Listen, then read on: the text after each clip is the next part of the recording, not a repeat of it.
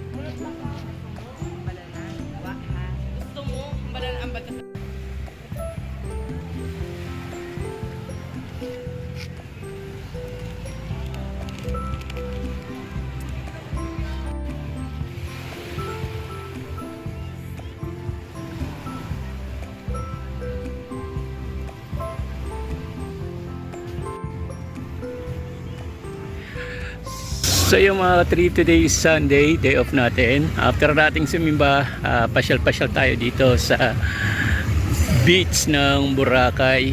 So 5:20, matindi ang sikat ng araw, maganda ang panahon mga katrip, at walang masyadong habagat. So yan mga katrip, nakikita ninyo. Yan.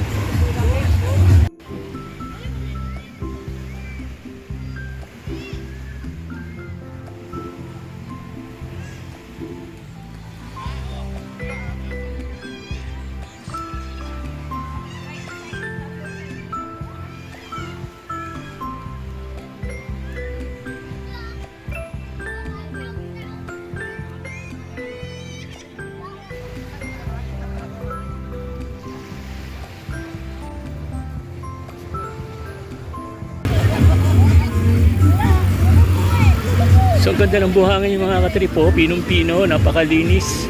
Para siyang ang ganda ng pagkapulbos niya, para siyang pino ng asukal. Ganda. So ito po ang mga kaganapan. So narito sa Sunnyside Cafe. And then lakad-lakad tayo mga katrip. So yun ang Sunnyside Cafe. At ito naman ay ang Cafe Gatso. So yun mga katrip. So hindi ko alam kung anong cafe ito. Ito naman, narito tayo sa Diamond Reds Resto. Itong New Wave Divers. Sa itaas dyan, maganda yan. Na-picture na yan sa Corina. So pagdating ng mga hapon na, let's say 6 o'clock, marami ng mga tao dyan sa itaas. So nasa harapan tayo ng New Wave Divers. So napansin nyo mga katrip, ito may harang, may kawayan at may plastic. Pananggalang po yan kapag malakas po yung habagat.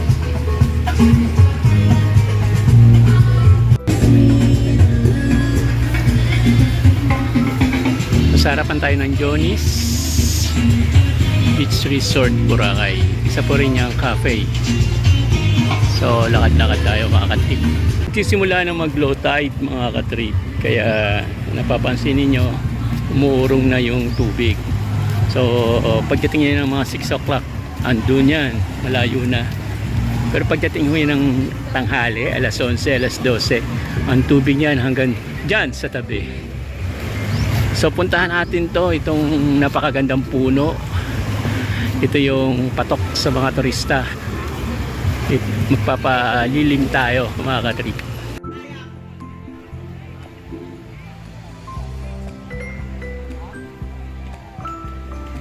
Halos nandito na yung mga yung mga boat. Kung sino yung gusto magrenta. So inaabangan nila yung mga turista na mag-avail na sumakay at ipapasyal sila sa laot.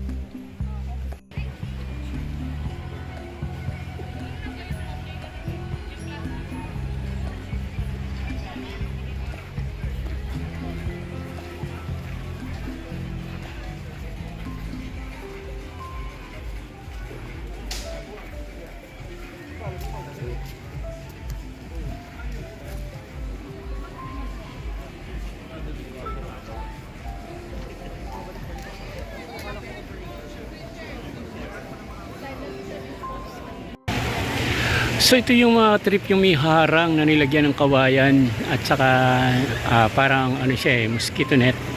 So pananggap po yan kapag malakas ang habagat.